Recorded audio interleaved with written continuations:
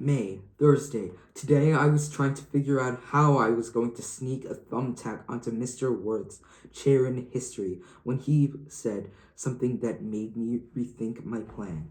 Mr. Worth told he has a dentist's appointment tomorrow, so we're going to have a substitute. Subs are like comic gold. You can say just about anything you want and you can't get in trouble. Greg Heffley, will you please do this problem? Your mama, excuse me. Your big fanny granny. Well, I hardly think that. Your slap happy grandpappy. Friday. I walked into my history class today, ready to execute my plan, but when I got to the door, guess who the substitute teacher was? Hi, honey bunches. Of all the people in the world to be our sub today, it was Mom. I thought Mom's days of getting involved in my school were over. She used to be one of those parents who came in to help out in the classroom, but that all changed after Mom volunteered to be a chaperone for our field trip to the zoo when I was in 3rd grade. Mom had prepared all sorts of material to help us kids appreciate the different exhibits, but all anyone wanted to do was watch the animals go to the bathroom.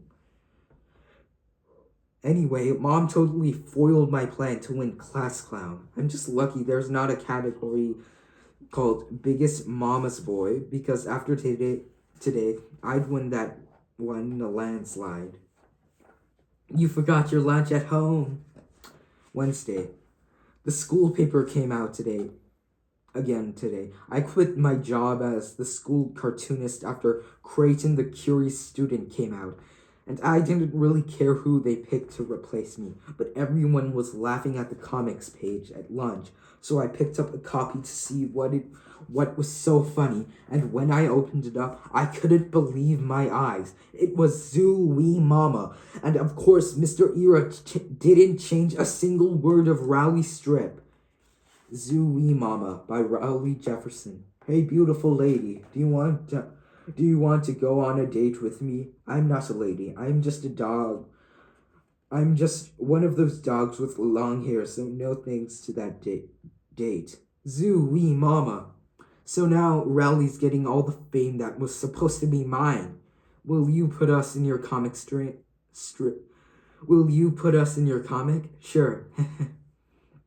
Even the teachers are kissing Rowley's butt. I almost lost my lunch when Mr. Worth dropped his chalk in history class. Zoo wee mama. Monday. This zoo wee mama thing has really got me worked up. Rowley's getting all the credit for a comic that we came up with together. I figured at least he could do was put my name on the strip as the co-creator. So I went up to Rowley after school and told him what he was gonna have to do, but Rowley said Zoo Wee Mama was all his idea, and that I didn't have anything to do with it. I guess we must have been talking pretty loud, because the next thing you knew, we attracted a crowd. Fight. The kids at my school are always itching to see a fight. Me and Rowley tried to walk away, but those guys weren't going to let us go until they saw us throw some punches. I've never been in a real fight before, so I didn't know how I was supposed to stand or hold my fist or anything. And you could tell Rowley didn't know what he was doing either, because he just started prancing around like a leprechaun. I was pretty sure I could take Rowley in a fight, but the thing that made me nervous was the fact that Rowley takes karate. I don't know what kind of our hocus pocus they teach in Rowley's karate classes, but the last thing I needed was for him to lay me out right there on the blacktop. Before me or Rowley made a move, there was a screeching sound in the school parking lot. A bunch of teenagers stopped their pickup truck and they started piling out. I was just happy that everyone's attention was on the teenagers instead of me and Rowley, but all the other kids took off when the teenagers started heading our way. And then I realized that these teenagers looked awfully familiar. That's when it hit me. These were the same guys who chased me and Rowley on the Halloween night. and they finally caught up with us. But before we could make a run for it, we had our arms pinned behind our backs. Those guys wanted us to teach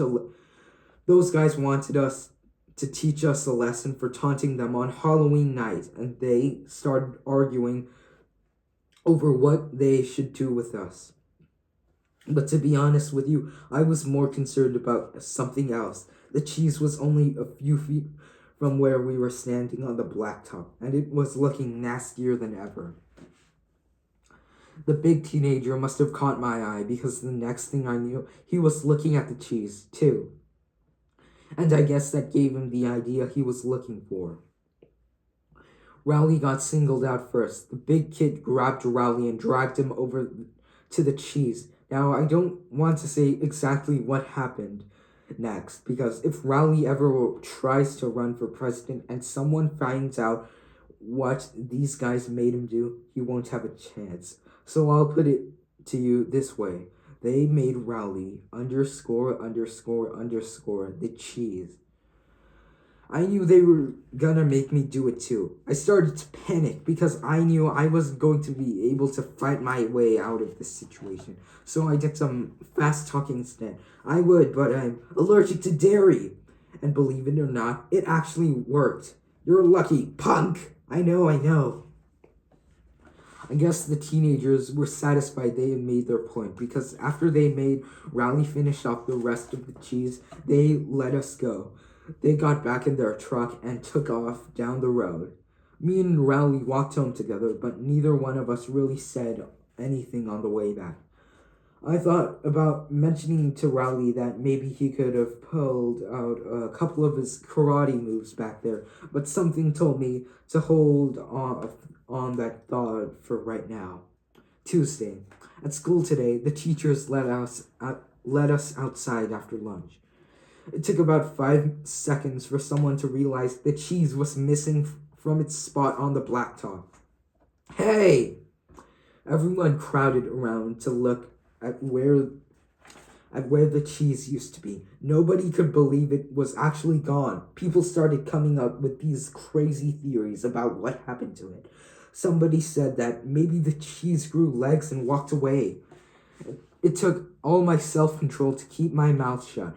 And if Rowley wasn't standing right there, I honestly don't know if I could have kept quiet. A couple of the guys who were arguing over what happened to the cheese were the same ones who were egging me and Rowley on yesterday afternoon. So I knew it wasn't going to be long before someone put 2 and 2 together and figured out that we must have had something to do with it.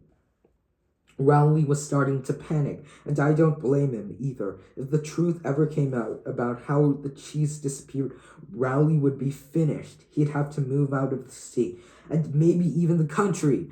That's when I decided to speak up. I told everyone that I knew what happened to the cheese. I said I was sick of it being on the blacktop, and I just decided to get rid of it once and for all. For a second there, everyone just froze. I thought people were going to start thanking me for what I did. But boy, was I wrong. I really wish I had worded my story a little differently, because if I threw away the cheese, guess what that meant? It meant I have the cheese touch. June. Friday. Well, if Rowley appreciated what I did for him last week, he hasn't said it, but we've started hanging out after school again, so I guess that means me and him are back to normal. Diaper rush ahead! I can honestly say that so far having the cheese touch hasn't been all that bad. It got me out of doing the square dance unit in physical education, because no one would partner up with me, and I've had the whole lunch table to myself every day. Today was the last day of school, and they handed out yearbooks after 8th period. I flipped to the class favorites page, and here's the picture that was waiting for me. Class clown. Rowley Jefferson. All I can say is, if anyone wants a free yearbook, they can dig one out of the trash can in the back of the cafeteria. You know, Routley can have class clown for all I care, but if he ever gets too big for his britches, I'll just remind him that he was the guy who ate the underscore, underscore, underscore, underscore, underscore, underscore.